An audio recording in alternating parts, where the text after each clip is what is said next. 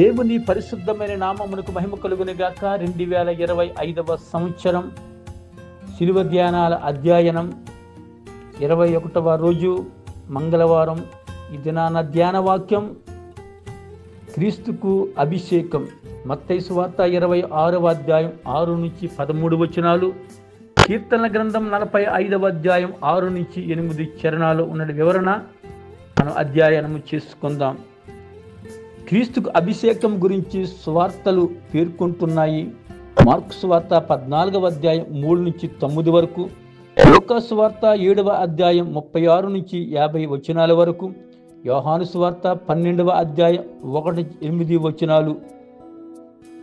అవి చెప్పిన విషయం ఒకటేనైనా వివరాల్లో భేదాలున్నాయి. ఈ సన్నివేశంలో ప్రధానంగా 3 భిన్నమైన దృక్పథాలను చూడవచ్చు. 1. అభిషేకం చేసిన వ్యక్తి దృక్పథం. 2.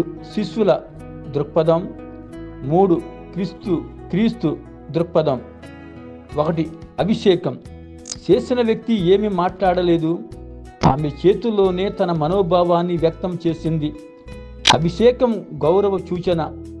నాడు పెద్దలు ఇంటికి వచ్చినప్పుడు అర్శ్వపాదాలు ఇచ్చేవారు. వారి చేతులను పాదాలను పన్నీటితో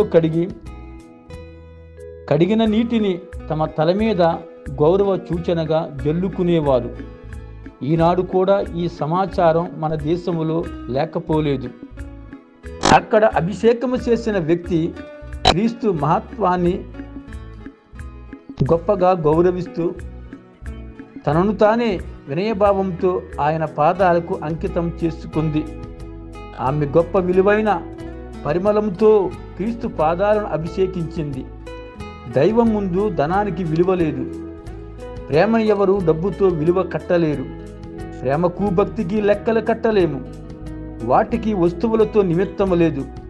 వ్యక్తులు ప్రధానం, హృదయం ప్రధానం. ఆ హృదయం నుండి పుట్టే బంధుత్వం ప్రధానం. 2. పరిమళ ద్రవ్యం. 300 ధ్యానారములకు అమ్మి పేదలకు ఇయ్యకూడదా? ఈ మాట యోధా ఇస్కరియోతు నోట నుండి వెలువడినట్టు ఆయనను పట్టింపనున్న అనే విశేషణంతో యోహాను రాస్తున్నాడు.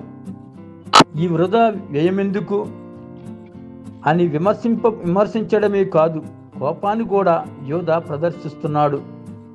ఇతరులు చేస్తున్నవి మనకు అర్థం కాకపోతే లేదా మనకు నచ్చకపోతే వారిని తప్పు పట్టడం, విమర్శించడం ఎంతవరకు సమంజసం ఆలోచింపవలసిన విషయం. దీనిని గొప్ప వెలకు అమ్మి దరిద్రులకు దానము చేయవచ్చు కదా అని అనడములో నిజంగా వారికి పేదల పట్ల అంత ప్రగాఢ ప్రేమ కనబడుతుందా? లేదా తమ తప్పుడు మాటలను ఈ ఉద్దాంత భావంతో కప్పిపుచ్చుతున్నారా? వీరు వెళ్ళి ఆ శిశువు విషయమై జాగ్రత్తగా విచారించి తెలుసుకొనగానే నేనునో వచ్చి ఆయనను పూజించినట్లు నాకు వర్తమానము తెండు. మత్తయి సువార్త 2వ అధ్యాయం 8వ వచనం. అని ఏ రోజు జ్ఞానులకు చెప్పిన మాటల్లో కూడా ఇలాంటి నక్క వినయం, దొంగ భక్తి కనబడటం లేదా? 3. సంఘటన చాలా కీలకమైనది. కొంతకాలములోనే తాను పొందబోయే శ్రమల గురించి, చిందింపబోయే రక్త బిందువుల గురించి, జరగబోయే అపనిందలు, హింసల గురించి, చిట్ట చివరకు తాను చేయబోయే మహత్తర బలిదానం గురించి ఆయన మనసులో ఒక్కొక్కటే కనిపించి ఉంటుంది. ప్రేమ తపస్వి ఆయన క్రీస్తుకు ఆ స్త్రీ చేసిన అభిషేకం పరమతండ్రి సంకల్పాన్ని మరింత విస్పష్టంగా కనుపరిచి ఉంటుంది. అందుకే ఈమె ఒక సత్కార్యం చేసినది అని ఆమెను మనసారా ప్రశంసిస్తున్నాడు. తన శిలువ మరణం ద్వారా జరిగే లోకరక్షణ కోసం ఆయనలో గాఢంగా ఉన్న తపనకు నిదర్శనం ఈ సన్నివేశం. ఈ పరిమళం ఖరీదు 300 దేనారాలు. మార్కు సువార్త 14వ అధ్యాయం 5వ వచనం. ఒక దేనారం ఆ రోజుల్లో ఒక దినం కూలి. మత్తయి సువార్త 20వ అధ్యాయం 2వ వచనం. అంటే సుమారు సంవత్సరం కూలీని ఆ స్త్రీ ప్రభు పాదాలను అభిషేకించడానికి తెచ్చిచ్చింది. ఆమె చేసిన పని ఆమెకు ప్రభు పట్ల ఉన్న ప్రేమని వెల్లడి చేసింది. దేవుని పట్ల తీవ్రమైన ప్రేమ గలవారు తమకున్నదంతా ఆయనకు సమర్పించేందుకు ఇష్టపడతారు. దానివలన తమకు కలిగే నష్టాన్ని గాని ఇతరులు ఏమంటారో అని గాని పట్టించుకోరు.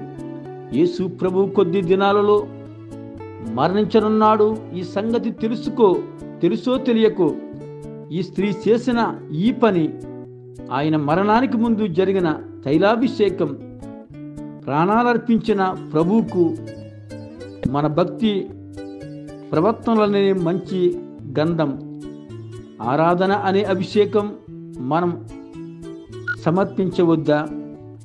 సందన సుగంధములు, వందన మరందములు అందమవు మా ప్రభువునకిదే, మా డందములే అందలములు. పరమతండ్రి, ప్రియ రక్షక, నీవు మా కొరకు వలకపోసిన రక్తాన్ని ప్రతిగా మేమేమి ఇవ్వగలము దేవా? మరొది ఆరాధన ఈ పాదాల ప్రక్షాళనకై ఉపయోగపడే రీతిగా మమ్మలను ఆశీర్వదించమని యేసయ్య నామమున అడిగి వేడుకుంటూ ప్రార్థిస్తున్నాం పరమ తండ్రి. Amen. Thank you. God bless you.